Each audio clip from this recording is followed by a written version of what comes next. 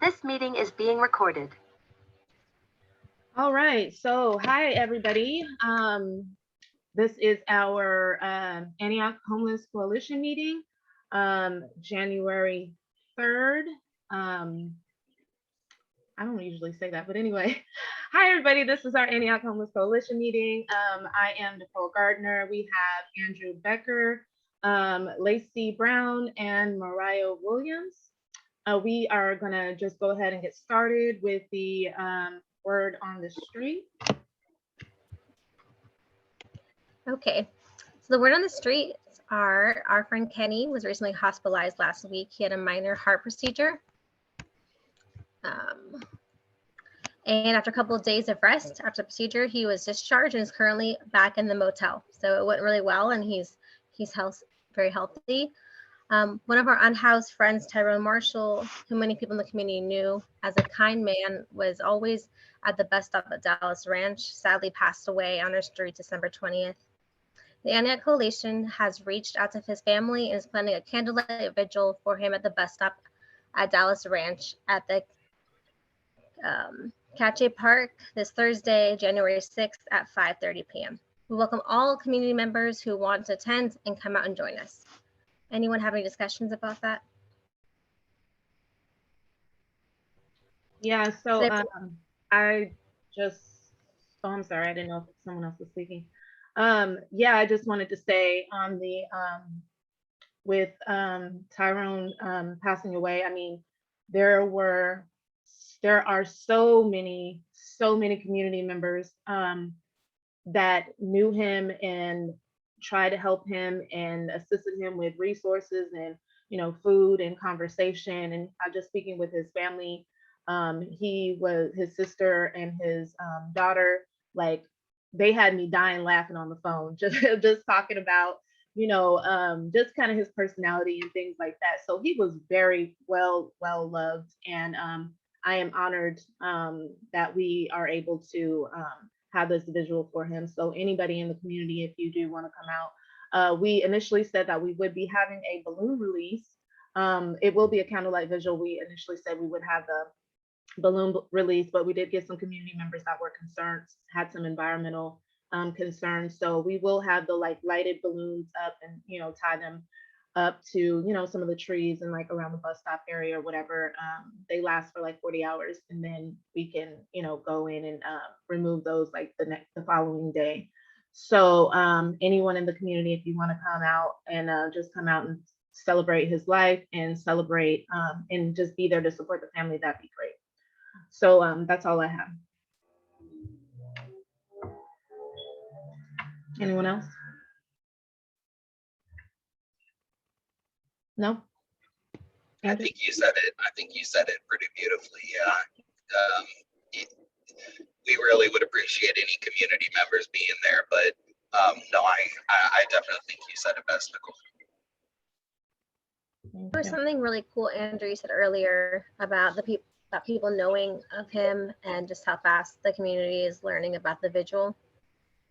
Yeah. I had reached. It was kind of a beautiful thing. I had reached out to the city to see if we can do something in Tyrone's memory, and the public works director over there was able to call Tyrone out by name and remembered him, and actually even spoke about the vigil this week. So we're hoping that they'll be there, but it just echoes what Nicole had said. Tyrone was well loved in our community and well known, and even when we are gone, we leave a lasting footprint for those behind. So we all will carry his memory on. For sure. Great. That's so good to hear. I'm happy to hear like even city council and folks that I've talked to knew him too and have talked to him and things like that. So that's awesome. That's awesome news. Okay, so looks like we are going to go into, we have a couple of minutes before we go into the community outreach and updates, just because we have some some guests that are going to be hopping on at 5. And it looks like we have one in the audience, or in the waiting room, but we're waiting for a couple more. So what else can we get into?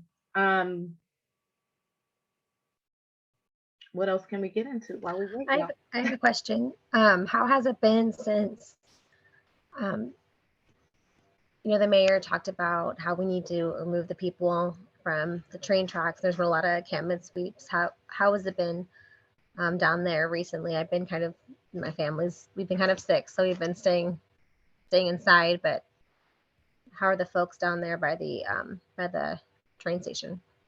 Oh, good question. Yeah, good question. And this word on the street. So just from what I know, they have had there have been notices that folks have been getting, the 24, 72-hour notices and things like that. It looks like but they haven't, even though they're giving these notices, like they still like won't come when they say they're gonna come.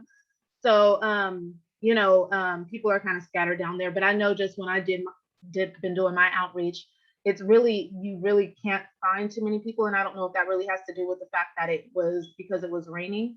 That's something I did want to mention in the community outreach segment part of this, though, because I know a lot of folks are having issues with finding folks.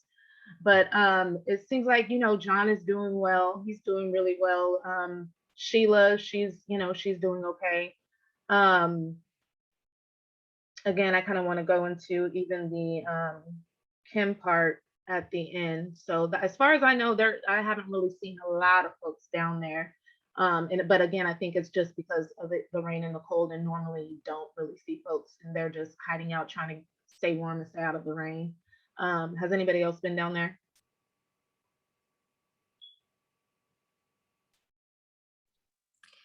Yeah, I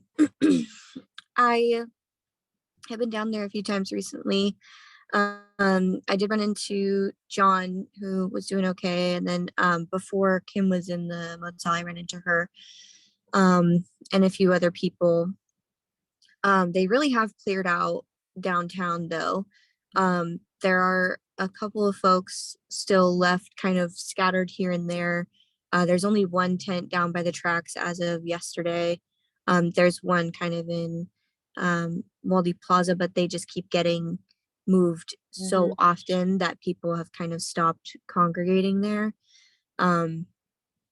So that's pretty unfortunate. I was talking to Tom, who owns the property on the corner of 2nd Street, the other day, and we were talking for maybe an hour or two, and he was kind of talking about the change in how many people come to outreach on his property. And he was like, we used to have maybe 200 people per feeding 2 times a day on the weekends. And then I know him and Mary were doing one just the other day, and they let me know like 11 people showed up. And he thought that was a good thing. He was like, that must mean that people are getting housing. Everyone's been telling me that, the mayor's handing out vouchers and putting them up in the motel. And so it seems like, they're really getting everybody into shelter. And I was like, that's not what that means. And that's not true, unfortunately. I really wish it was. But when I was doing outreach last week, my outreach usually takes, maybe 2 or 3 hours, because I kind of am like mobile and I go around, and I'm usually doing it by myself.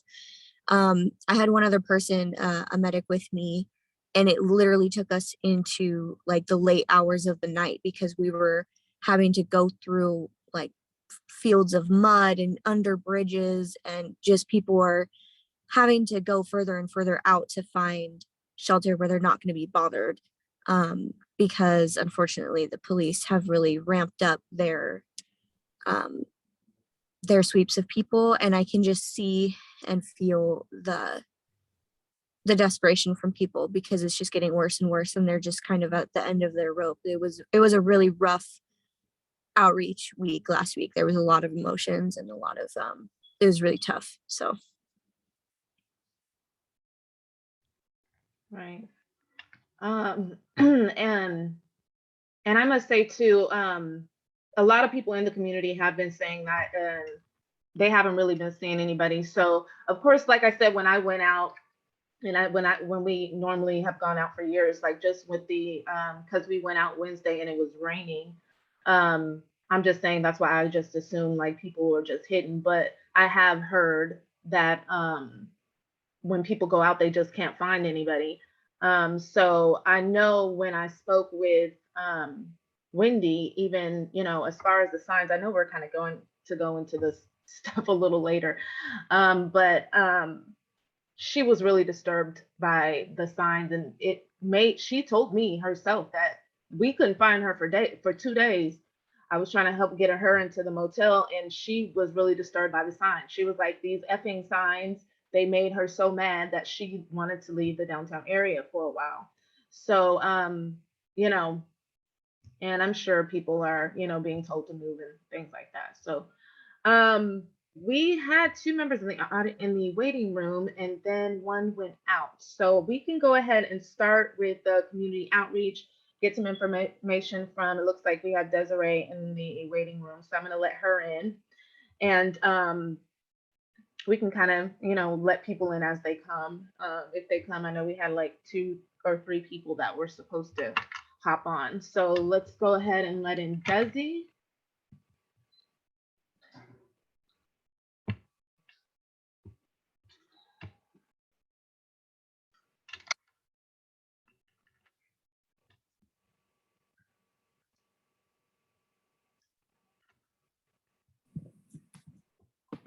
Hi, Desi. Hi, honey. How are you? I'm No good. No wig, but it's me. Okay, you look beautiful.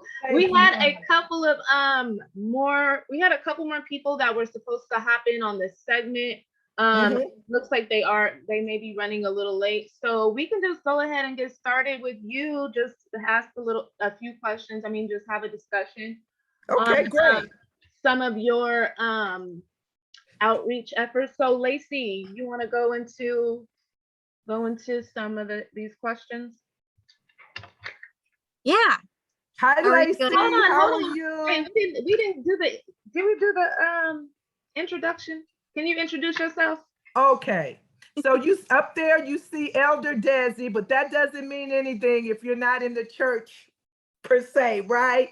So what that actually means is I'm like a little right up under the bishop, right up under the pastor. I got initiated or ordained or whatever, higher than minister in November.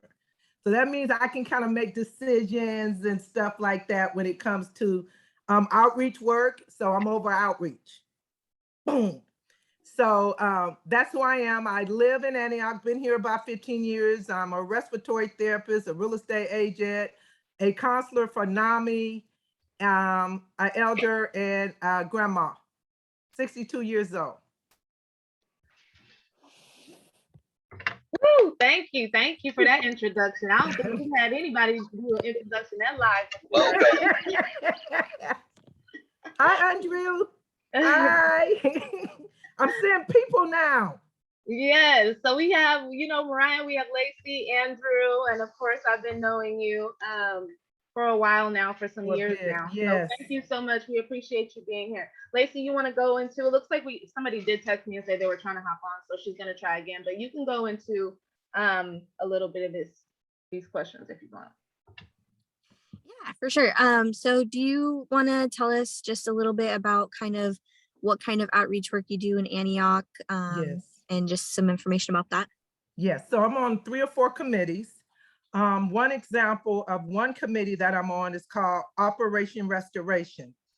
We have our meetings at 12 in the middle of the week on Wednesday.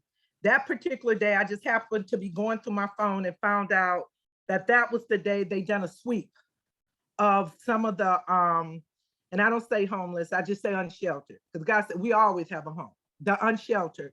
And I was on the line And I was like, I gotta go. And they said, well, what's happening? I said, they just done a sweep out here in Antioch and they took all the folks' stuff, set them up in a hotel somewhere with nothing. So I made a call to Nicole, ran down to Walmart. No, I went to the dollar store first because it was a brand new dollar store down there by Old Navy somewhere. So mind you, I have total knee surgery. So I ain't really been driving a whole lot, but I found out a way to get down there. Then I called my bishop and said, I need some money. She said, well, I got $1,000. I mean, $100. Go down there, 1,000. Wow. Go down there, get some stuff. I wind up never getting the money back from the church. I told her to just keep it because she don't get a salary. And then I met Nicole at Walmart and I got some tents. And another lady that was on the call at 12 o'clock that day called and met up with Nicole with some blankets. So it's networking. Even though we might not be under the same church umbrella, under the same city, the only way I feel like we can do this is with unity. So that person was under Operation Restoration. I don't cook.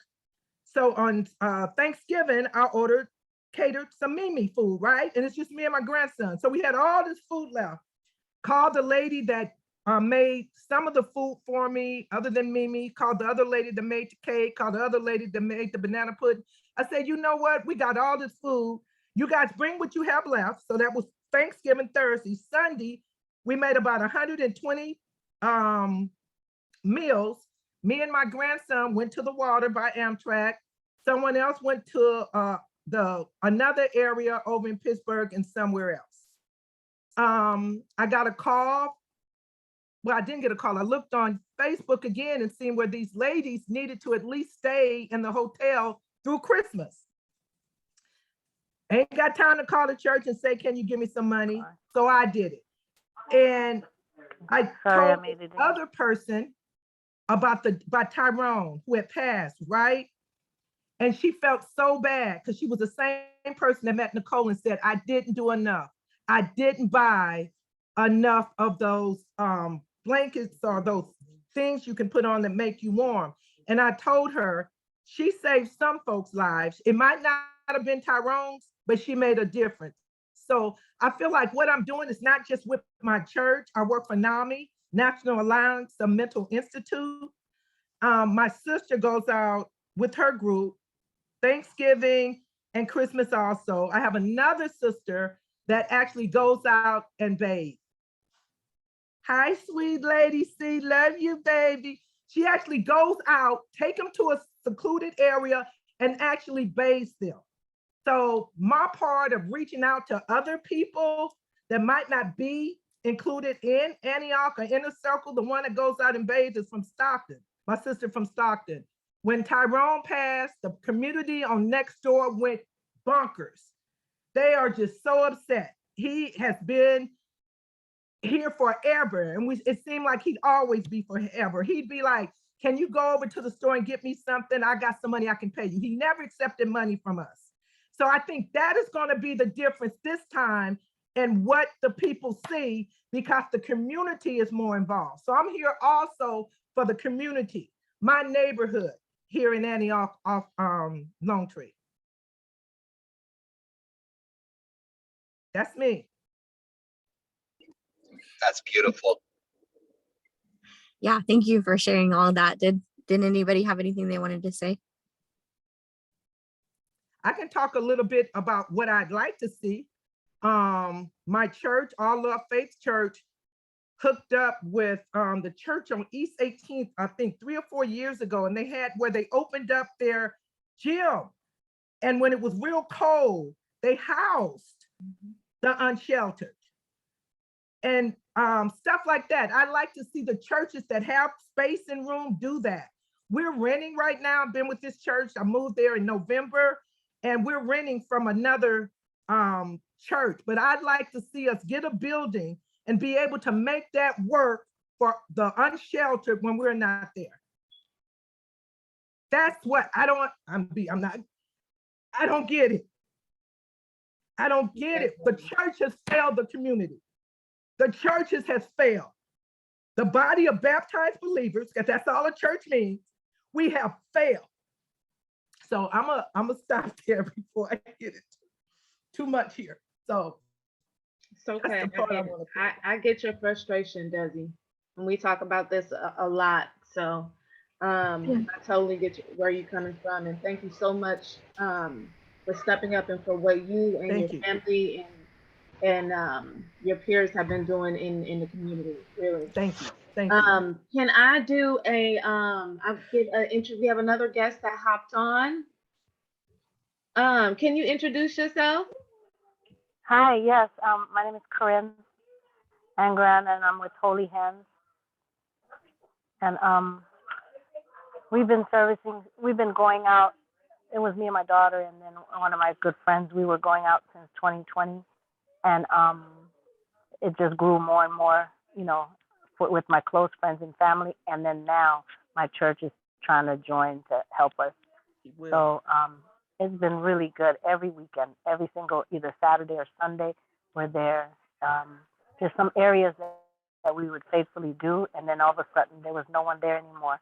So that kind of was like a little bummer and down. I mean, it's good if they went somewhere safe and, and we know they're being taken care of. But when it's just because they started getting kicked out, that's the part that really bothered us. But we didn't stop. Still, we go find them. We drive around. It'd be like we roll like maybe 10 deep, and we go and find where they're at. So that's what we've been doing. Well, thank you for having me too. I appreciate it. Thank you. Thank you for being here. And thank you for all that you do in the community, both of you, you ladies. I did hear you guys kind of go into a little bit about not being able to find folks. So are there any other oh, Lacey, I didn't took over, huh? Because these were supposed to be your questions. Go on, Lacey. These are Lacey's questions, okay? All good. So, I mean, whichever of you would like to go first, we just want to hear about kind of challenges, that you might be facing when you're doing outreach, like the biggest hurdles. Or we were, right before you both hopped on, we were talking about, how it's been more and more difficult to find people. Sorry, a train's going by, it's very loud. So if you guys want to talk about that, whichever would like to go first. For me, I heard about how we're not supposed to feed in certain areas. Right now, I'm not listening to that. Yeah, I don't either. I'm not listening I go to that. every place. It doesn't matter to me either. I'm with you. I found myself at one point, and there's another lady. I mean, Desi, where can we go? Go to the water, go to Amtrak. But we found ourselves at one point going through, it was actually the cemetery. And I don't know, I'm pretty sure you guys know where this is, going through the cemetery and then making that right. And it was just a bunch of folks there. I think they cleared it out since then. They cleared it out. I think they cleared it out since then. But for me, it was hearing what they say we shouldn't do. But until they do what they're supposed to do, I don't care. Right. Yeah, it was getting very frustrating because at a point we're able to go and we do like 99. I mean, it's not a nice thing to know that we have to see 99 people, but it was so many people. But then, like I said, if it was because they were housed somewhere, they were put somewhere, they helped them, then that was different. But it's because they were just getting kicked out and they'd go hiding. They'd go places that it's hard to find them. They'd go in a little parking area. We were just finding them in random little spots.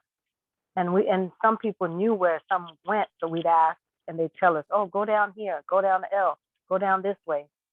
So it became really frustrating. Especially when it's raining and they try to get to where they can be covered.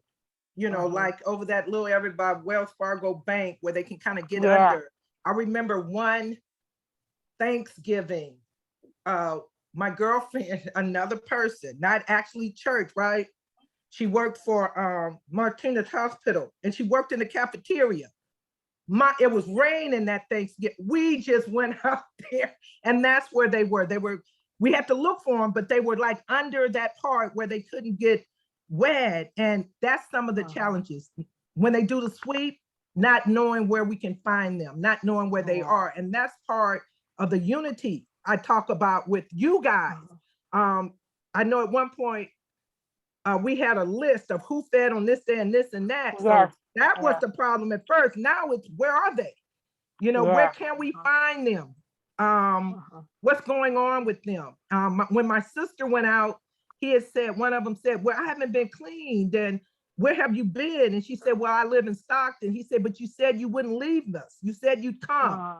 So she made a point now, regardless, because when you tell somebody something, you need to keep it up. But if we can't find them, you guys, how do we? Right. How do we make our promise good? Right. And I think that that's one thing. And me and Desi talk about this all the time, just like you say, unity, and it's all coming together. I know when I did make that calendar for different organizations or even individuals to actually go into this calendar, look to see, you know, what person is going to be feeding on this day in this location. All of a sudden, APD was like, all these different folks that said that they were going downtown, APD was literally going down there telling them, oh, you can't feed here. Like, damn near meeting them there. You know what I mean? And saying you can't feed here. And these are new folks that, like, if it was me, you know, I don't care what they say. Give me I don't care either. Pushing, right? So, but these are like people that, I mean, there was a girl that had came out with me for my birthday when I did outreach, and she volunteered, and she loved what we did so much that she started wanting to go out with her family. So she started bringing her family downtown and put her name on this calendar, and all of a sudden APD is down there like, no, you can't do it, and she don't know, you know, she didn't know, so she just packed up and left. So that was happening. So I mean, it's scary to even publicize it. Yeah, it's scary to put something like that, a calendar or anything, instead of having the city realize, like, look, we're working together to try to feed these folks when y'all ain't doing nothing. Y'all not opening y'all doors. So it's like, feed these folks. So, you know, they still make it hard. And like, again, like you said, even with the you know, the mayor and the city telling us like we can't feed. Like, I'm so happy that y'all strong women, y'all is not listening to that nonsense, because we here doing God's work, okay? And ain't nobody gonna tell us what we are going to be doing or not doing. We've been doing this for years. So I know, and thank y'all we got to cut this a little short because we're gonna go into our next segment. But we love having y'all. Thank y'all so much for joining us. Thank you. I appreciate y'all, and please keep in contact with me. Make sure if you can make it to the vigil that we have on Thursday for Tyrone, that you guys show up. Thank you so much. Thank you. God bless you. Well, we'll talk to y'all later. Thank you. Okay, you guys keep on keeping on. Yes, and we're here for you too, to support and everything. Okay, whatever you need. Thank you. Thank you. Bye-bye. Bye. Okay, bye. Let me tell you, no less than we are talking about this right now. Hold on, because I don't know how to do that. Oh, okay. We are still on recorder. I'm recording. That's fine. Okay. The police are right here bothering this unhoused man who's sitting outside in the parking lot. Like, that's what I keep looking at, because I'm making sure that they're not like doing anything. But like, literally, as we're talking about this, they're right here. Get out and go tell them something, Lacey. No, I'm just like, no. See, no, it's not funny, but I'm just saying. Yeah, it's not funny, but I mean, you know, every day, this is what they waste their time doing. Yeah. So, okay, great. So, I forgot, really quickly, I should have mentioned this on there because this is the last part of that segment. So, is there anything that our own individual organizations have been working on, or events or anything coming up in January, or what we did like last month, December? I know I have some updates for Facing Homelessness, if I could read those real quick. So we Facing Homelessness did have council member Taurus Walker. She did join us with her team and had outreach a couple of weeks ago. Her team donated jackets and toiletries for the unhoused and help us serve unhoused folks that were around the city and at the motel. We've had community members donate money to house our friend Kimberly from the Amtrak area to be in the Comfort Inn at the motel, and it's been 20 days so far, so that's definitely a blessing. We were able to get her out of the cold. She had an injury in her leg and her foot, and she's been able to be out of the cold for the Christmas season and New Year's, and we still are still collecting donations. We definitely can put that in the description of this video if you would like to donate to continue to keep Kim into that motel just up until we did get a little bit of good news today, so we're crossing our fingers, but until we can try to get her into some permanent type of housing. And of course, Facing Homelessness still has our Wednesday outreach at Amtrak, and we have been going to the motel where the city has their motel voucher program and helping and providing toiletries and food for those folks over there as well. So anyone else on that update? Yeah, I can give kind of a quick update. With my organization, we did kind of a year in review, look back on kind of what we accomplished in the last 12 months. We gave out over 1,000 meals in the city of Antioch, and we had 5 total reported overdose reversals. So that means that 5 people came back to us that we had previously given Narcan and told us that they were actually able to use that exact Narcan for someone who was experiencing an opioid overdose and bring them out of it and get them medical attention. So we always like to assume that more reversals happen than get reported, but it's really great to even hear that 5 were reported. So that was, I hate to say exciting, but it is, we're really glad to get that kind of feedback. And then we have just been doing a lot of outreach in the rain recently. We had some people give us some donations, so we were able to get like some ponchos, extra medical supplies, and things like that, because we had quite a few, we were giving out a lot of like gauze and tape and things like that that we needed to replace, so that we had it while we were doing outreach. I've had a few medics volunteer to come out during outreach, which has been really, really helpful. And then I did want to give a shout out. I know that we can be very critical of city leadership when they don't, take action or help where needed, but I also want to give credit where it's due when they do take action and help. And I just wanted to give a really big shout out to Monica Wilson, Council Member Wilson. And I'm gonna thank her at the city council meeting as well, because we were in a pretty desperate situation with one of our unhoused residents. She really, really needed help. And everybody knows there's very limited availability in shelters and programs right now. During the middle of, dealing with something personal, and it was very late at night, Councilmember Wilson still, picked right up and was able to help us get a bed in a shelter. She connected me with the one of the directors for Love Never Fails, and we were able to talk to them, and I was just really appreciative of that help. So yeah, that was something positive. If I could just say too, because you just reminded me, and I do want to, like you said, give credit when it's due. Monica has, or Council Member Wilson has also been helping with trying to assist to get resources for Kimberly. She normally deals with domestic violence situations, or women and children and things like that. So it was kind of out of her area, but she did reach out to some folks and still is in the background helping out with Kim. And so I do want to thank her for that. And you just reminded me, if any of you, because Facing Homelessness did get some, not a lot, but enough the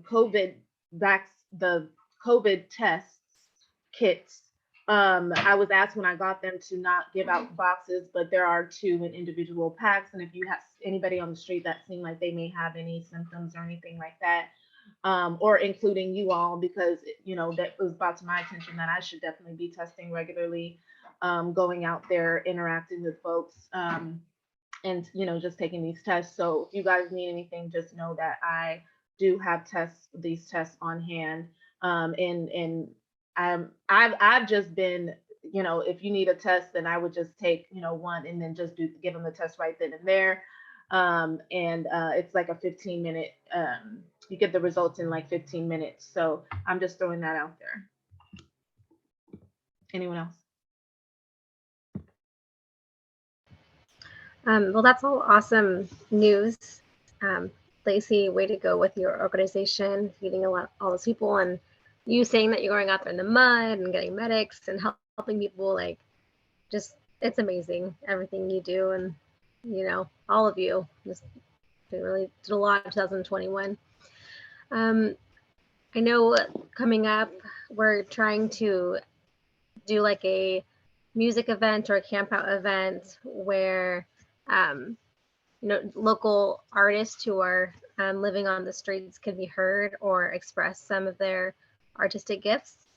I've met a lot of people out there who are great singers or artists or poets, and I think it'd be really nice to have some, little bit of food outside and tell their stories and kind of let kind of like music for healing or art for healing, and talk about their traumas and also have a really good time. So I know we're planning on that soon. So I think it'd be really fun. All of us collaborate on that. It'd be a really great time.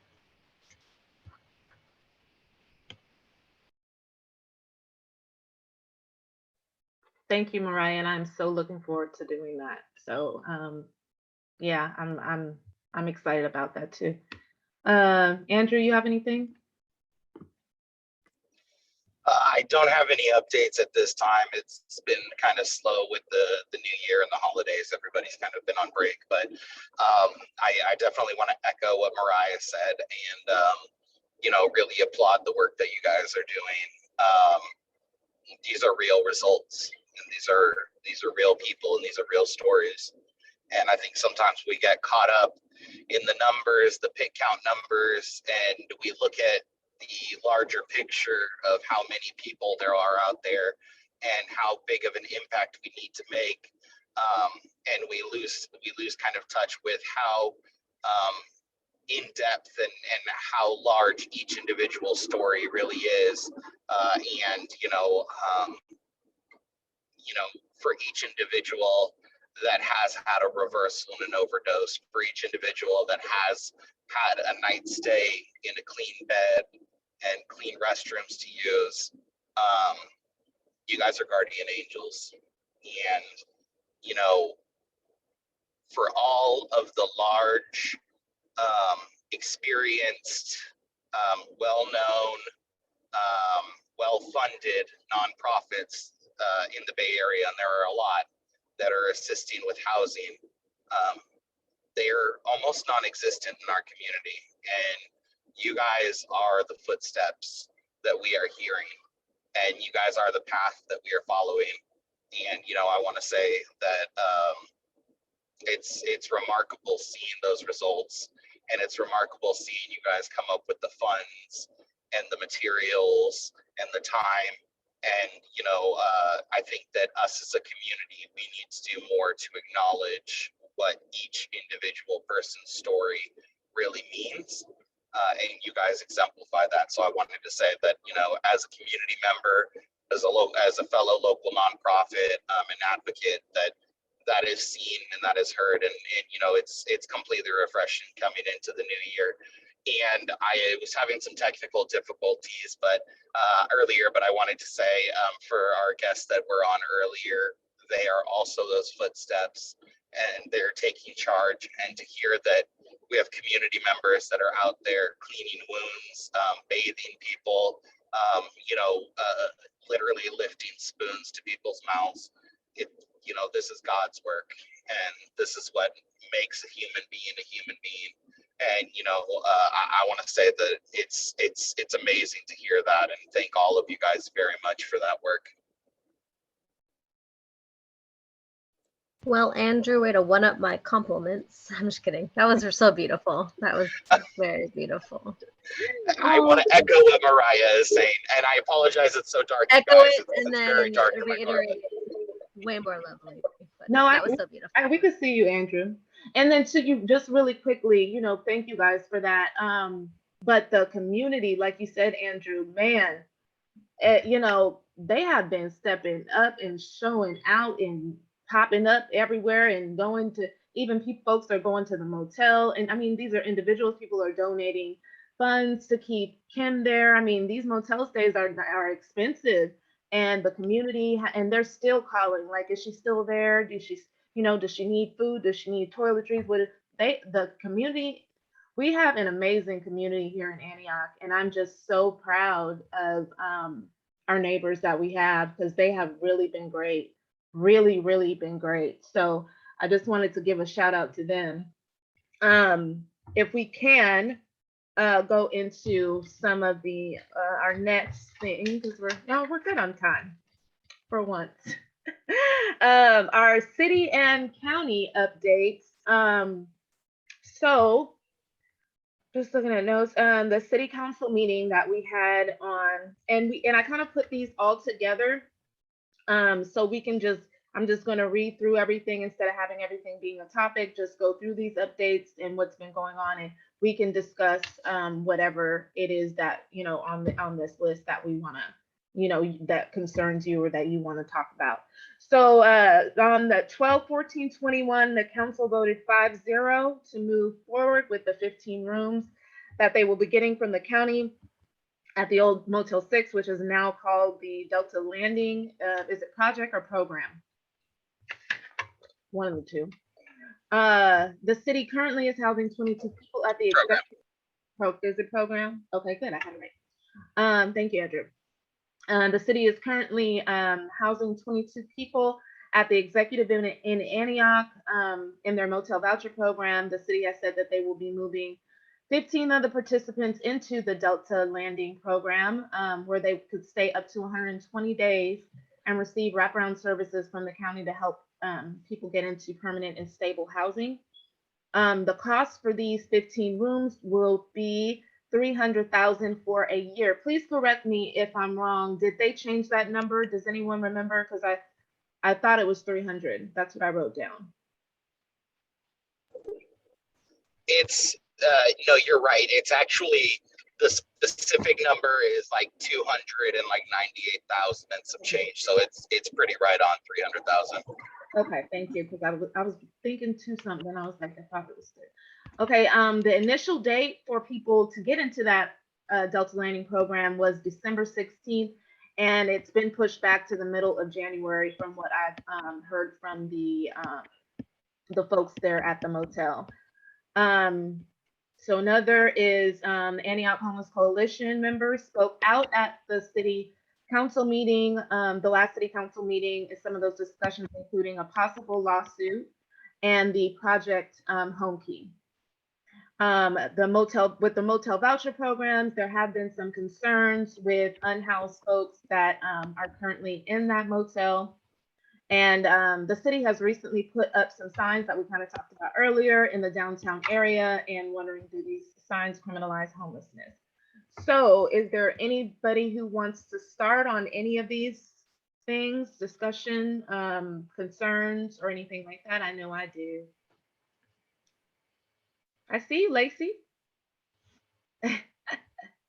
Anybody want to start off? Okay, good. I can start. So it was just recently brought to my attention with the 15 rooms at the for the Delta Landing program that I guess someone from the county has basically I was for it. I was for these 15 rooms. I'm like, okay, that's cool. At least, they can get some folks in there and kind of, get those 15 folks. hopefully hurry up and help them, and then, you know, transition them off into housing and then get more people and just keep recirculating or whatever.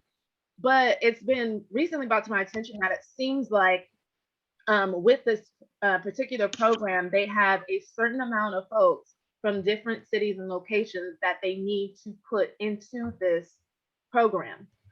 So for instance, if there were 25 people that they set aside for Antioch, it does not matter that Antioch gave them $300,000 for these specific people that they want from by Amtrak station to get into that program. They give them the 15 people, they still only have 10 people left to put into that program. So that's kind of where I'm really concerned, because I'm like, if they were going to put the 25 people in anyway, what was the point of Antioch giving them $300,000? So with that confusion in my head, I did reach out to a council member who knew nothing about it and was like, what?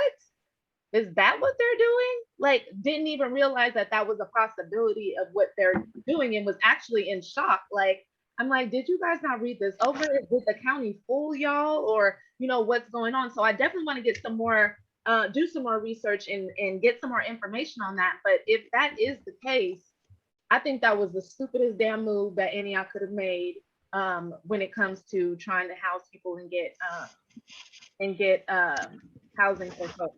And even talking to another council member, I don't tell all secrets, but I'm just like, I literally do not think that they know any of that. So, so yeah, that's just, I'm gonna do some more research on that, but I think that was stupid as hell.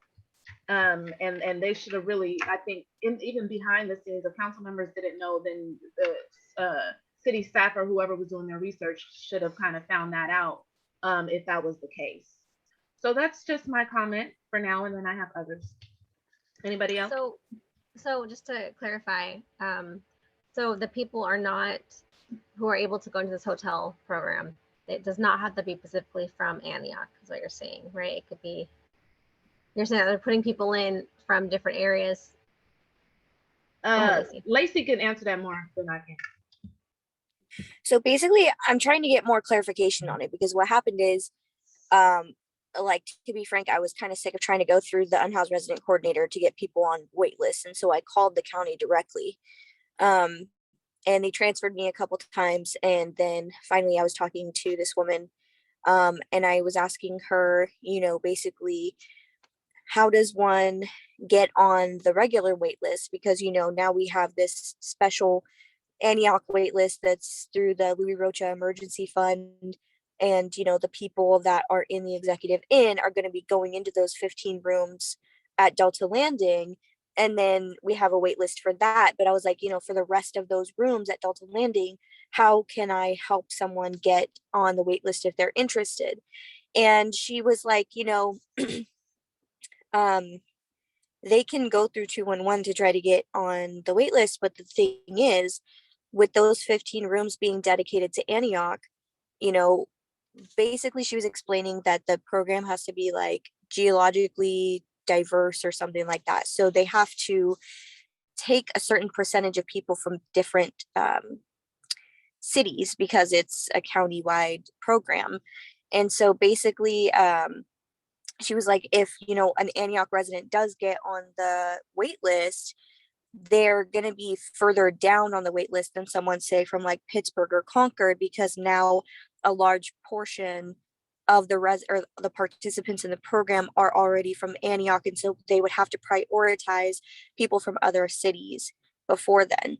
And so I was just thinking to myself, like, if we already had to make it diverse and a percentage of the participants already had to be from Antioch, the only way that we're really benefiting people from Antioch is by the city going and handpicking the 22 people that were put in the executive inn and making them a shoe-in for those rooms in Delta Landing. But other than that, there isn't really any benefit, if that's true and that's like an accurate representation of what's going on. And so I was just confused, and I'm like, you know, if that is the case, then I feel like that $300,000 is wasted and could be used more efficiently elsewhere. And so I was trying to get more information because I don't want to just take that at face value and then just run with it. I'm trying to figure out if that's accurate and what's going on. So that's kind of where I'm at with that.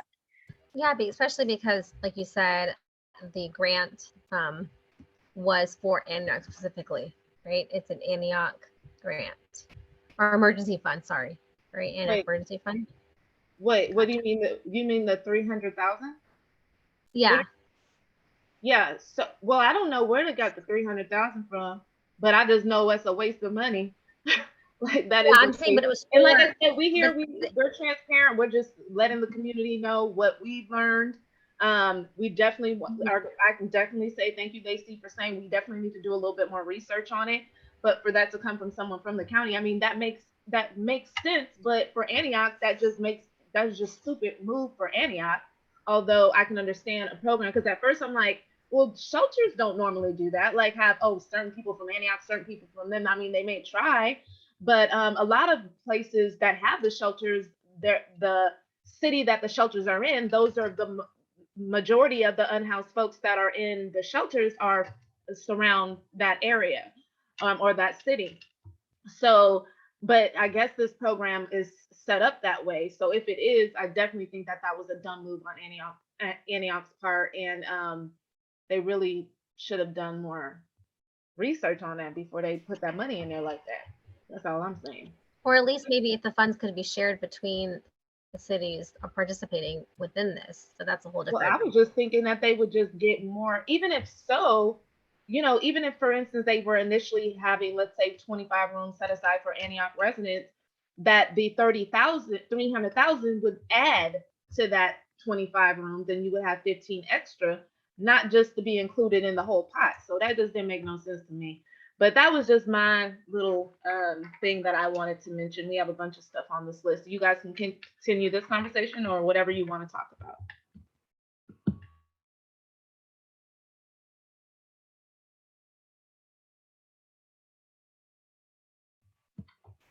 Anyone else?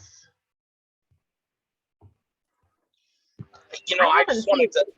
Oh, good, Mariah. Go ahead, Andrew. Okay, yeah, I just wanted to add that I know that traditionally the way that emergency shelter zoning mandates work in communities is a city has to create a zone for an emergency shelter, or they can choose to allocate funds and participate in a county program, which would then a specific set aside would be made for the city. And that's what this feels really similar to. And the reason I say that is because, as we've seen kind of historically, cities are kind of doing away with emergency shelters, and the focus seems to be on non-congregate transitional housing. And so, that's what this program felt a lot like to me when it had first been, brought forward. When Councilmember Barbanica, a year or so ago had first come forward and said, hey, alternatively to doing a program here in Antioch, we can actually just, throw down money to the county and participate in their program. And I think that's how that dialogue had all started. And so I think that, the real question for the county is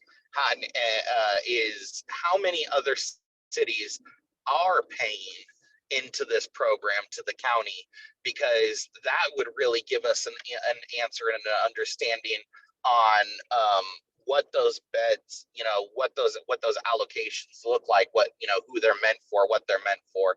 And, I think that that's why, this is a great, I personally think that, we as a city need to focus on, opportunities that we have through the state and federal funding and try to capitalize on projects ourselves. I think that we need to partnership with the county as far as support services, entry into the program, things like that, which they have been a part of. But really, we need to focus on creating programs or projects within our community that are for, you know, an Antioch driven program that has high impact, that is meant just for our residents. You know, I get frustrated seeing, you know, 20 rooms here, 15 beds there, you know, 30 beds here, 50 beds there. You know, we need to do something impactful that is just, you know, not solely just for Antioch, but is in the spirit for Antioch, and will have a high impact in the area. And you know, I hope that we, you know, and I would suggest to Lacey, you know, as you do more digging, I think that's a question for the county. How many other cities geographically in the region are paying into that program? What do those set asides look like? Because, you know, realistically, when we talk about Contra Costa County, if, you know, cities like Walnut Creek or Concord are paying into this, you know, and are creating opportunities for their residents, respectfully, as much as everybody needs you know, shelter, you know, this is regionally something out here in East County that, you know, we have needed for a long time. And you know, I feel that, you know, and I think all of us feel that East County should be the priority there, just because it is here, and we have, you know, I mean, what's crazy to me is that we have 200 and something beds there, and we have, you know, so many individuals here in Antioch and Pittsburgh. We could fill that with Antioch and Pittsburgh residents. And I'm really curious to know where those unhoused residents that are currently there are coming from, because, you know, I feel that there are not 220 Pittsburgh and Antioch residents that were pulled off of the streets and given housing. I think that for us that have gone out and done outreach, we would have heard something about that. We hear about this person or that person that went there, but it's almost like, oh, wow, you know, Kenny was lucky to get into that program, or, you know, we got this person into that program. It's 220 beds. It should have been something, you know, more impactful. So that's what I'm wondering. What does that look like? No, Andrew, I totally agree with you too, and especially just touching on Antioch, going to the is it continuum of care meetings over the years, and showing up and popping up and saying, what is y'all doing for Antioch? And they just was always be like, you know, Antioch, you know, East County doesn't really have anything, or East Bay doesn't even really have anything for Antioch, or, you know, any shelters or anything like that. So you are right. I agree that, you know, with them having that motel, it definitely should have benefited.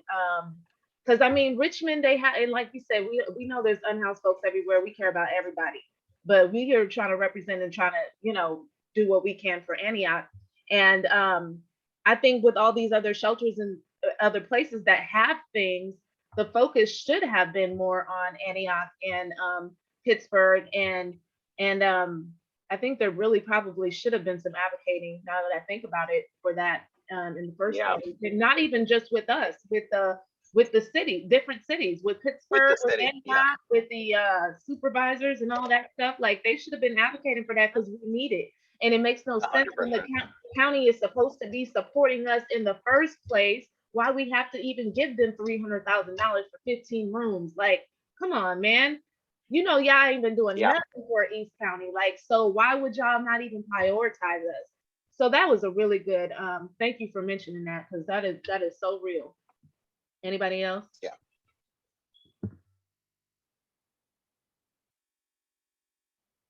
Yeah, I just want to say I recently drove a family friend home, and when I got there, he was homeless for many years, and it was in Oakland. And when I drove him to his new place, it was the tiny trailers, and then behind was tiny little like tiny houses with beautiful murals, and someone was working there. And then the right was a parking lot program where someone was, you know, people could park safely, and it was so clean, it was so beautiful, and I felt so grateful that this person had, you know, a safe place to live that was clean, and he just looked so healthy and happy. And I was thinking about how that would just, you know, things that we've talked about, you know, Andrew, you've talked about one of your dreams is doing that. And I don't know, it was just so beautiful to see all the sun, not to go out there and send pictures to the group. I'm sure a lot of people did. Yes, yeah. And he's living there. It's so nice. It's an amazing community. And that was actually done by an individual. Those tiny homes was done by not the city, but an individual who found a piece of property and started that program. And it has actually impacted a lot of individuals out there, and it has moved into a safe parking program. You're right. Yeah, it's a beautiful community. Oh, we Yeah. got Antioch Homeless Coalition's a field trip we got to go to soon because I want to. Yeah. I want to. Yeah, and you know, speaking of field trips, one thing, you know, I had actually wanted to do was go down to Mountain View, because, you know, I have been mentioning their home key project that they've done out there, but Mountain View has taken tremendous steps in their safe parking programs, and they have actually partnered with the local community. Mountain View has actually created an application process where individual property owners can go onto the city website and can apply to host a safe parking program on their own property. And on top of that, they have they're working with a couple of faith-based organizations, ranging from 4 vehicles to 10 vehicles. And then on top of that, they've actually worked with the county and created 3 oversized vehicle lots. And I went to one of the lots, and I mean, it was so clean and organized. Everybody is so respectful of each other. And the neighboring community. And, you know, we were talking about 40 oversized RVs in this parking lot. That was actually very similar to the parking lot that Antioch has on the corner of I Street and right by City Hall there.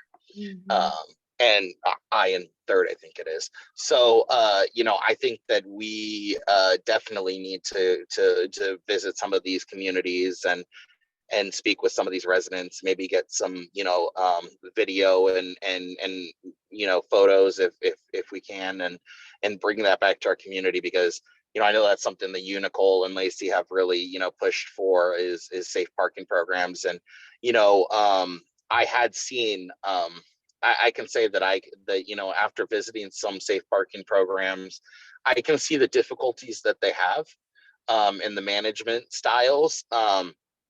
But after visiting these safe parking programs in Mountain View, I can 150% say that they can be effective. They have already moved people into permanent supportive housing. They are not just using those safe parking programs as a safe place for people to sleep. They are literally doing case management services and moving people into homes.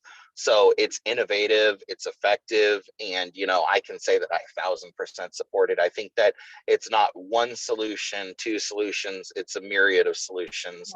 And, you know, like you had said, Nicole, you know, the community has jumped up and a step forward. And I think there are community members with private property that would be willing to take up that. And, you know, one of the biggest hurdles that we have heard here in Antioch is liability. The city of Mountain View created a liability insurance policy that those applicants fall under. They are taking on the liability. Wow. So yeah, so we can mimic it here in our community. And yeah, you know, I strongly recommend that we get out there to see them and drive for those solutions here locally. Andrew, how far is that? Mountain View is right by San Jose. It's right below Palo Alto, where Stanford is. Yeah. So it's about an hour, so 15 minutes. What about the zoning and stuff? Like, as far as the property owners, like, what do they had to? Did they? I mean, it seems like they kind of made it easy for folks to say who want to be able to help, and offer their property for folks to be on, like with the insurance and everything. So I'm sure, did they have to go through like the zoning or anything like that? Do you know? You hit the nail on the head. And that's what an effective government is removing hurdles and obstacles. And so, you know, a lot of the pushback that we hear in our community, such as liability or zoning restrictions, the city out there has taken the approach to say, we, in being the solution, can dictate what that looks like. And so they created their own zoning overlays and response. And And so that falls in through the application process, and it's actually involved with the Mountain View Police Department. You actually apply through the Mountain View Police Department as well, but it is not a checkpoint application. It is just simply a notification so that they are aware of the safe parking program and so that they do not go to remove it. That is the whole point of involving the police department, which is, I think, really, really, a positive approach. So no, they've taken that zoning and they've said, like Antioch did in creating overlays, they've said we can create overlays too, and we will. And they have, I think, three government owned properties that have safe parking, and they have 3 or 4 private properties so far, and they're at just about 200 vehicles. Wow. Yeah. That's Yeah. amazing. Amazing. That is amazing. Well, thank you. Yeah, and we have to set something up. It looks like we are getting down to the end of this thing. Unless anybody has anything else to say, I will just speak really quickly and say, yes, the signs, and I'm gonna have to figure out how to attach this sign to the description or something, or maybe just put what the sign says that they have downtown after the You mayor. can share this. Oh, sorry. You can share the screen I if know you I want. don't have it. I don't have it. It's not in Okay. the thing. I was supposed to do it and I forgot to just put the sign up so I could share it. But I'll figure out how to maybe even a link to my Facing Homelessness where I have the sign in one of the posts, and share this sign with you guys that I definitely think criminalizes homelessness. And they did come up after the mayor did have his press conference downtown, saying that he did not want advocates and community members downtown serving any food to anyone, and by the train, and did not want any unhoused folks to be residing by the train. So mind you, the signs that's up is not even by the train. I mean, they're like, it looks like they're just criminalizing the whole downtown area and trying to get rid of folks. You heard folks tonight say that things, they haven't been able to find anybody because they're making them move constantly. And so I will definitely make sure I let the community see what these signs look like, and see for yourself if you think that they do criminalize homelessness, because I definitely think that they do. If there is no more discussion on that, we can close out. No, we're good. Okay, great. All right, so we're going into closing. So our next meeting date is going to be, our regular meeting is going to be Monday, January 17th at 5 p.m. Our next meeting will be live streamed on Facebook. And to be a part of the discussion, please email us at AntiochHomelessCoalition@gmail.com to receive a participation form. Hopefully by our next meeting, we will have our website information to be able to get to you guys too, so you can kind of check us out on the Antioch Homeless Coalition website, kind of see what all of our individual organizations are working on, and what the Antioch Homeless Coalition has been and are currently working on. So with that said, everyone have a lovely night. Another successful meeting. Have a good night, y'all. You too. Thank you. Bye. Bye.